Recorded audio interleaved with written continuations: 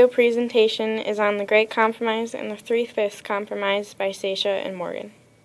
The Virginia Plan was composed at the convention by Edmund Randolph, but James Madison was the main writer.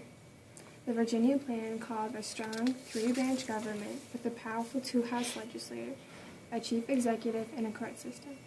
Both houses of the legislature were determined by population in the states. The larger the population, the more representatives. The legislature could tax, regulate trade, and veto state laws. The executive and judicial branch could veto the laws the legislature wanted to pass. Delegates from smaller states, such as Delaware and Rhode Island, objected to this plan because they did not have equal representation. Therefore, the New Jersey Plan was composed by William Paterson.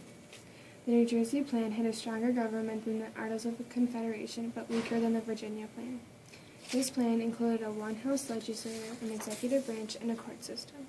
The legislature would have one representative from each state, giving the smaller states equal representation. Congress could tax, regulate trade, and elect an executive branch. The executive branch was made up of more than one person and elected the judicial branch. However, there were still disputes about representation between the smaller and larger states. So the Great Compromise was made by Roger Sherman. In the Great Compromise, there was a two-house legislature, which included a Senate and a House of Representatives. The Senate was the upper house, and each state would have 2 members.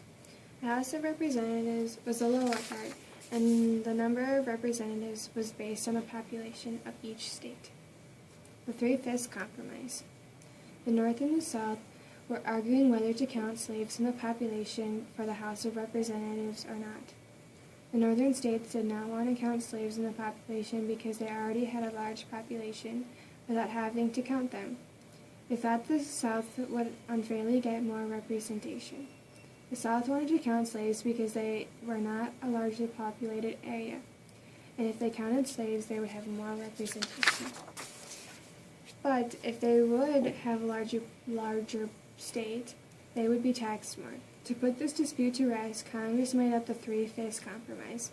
This compromise meant that every 5 slaves, only 3 slaves would count into the entire population of that state.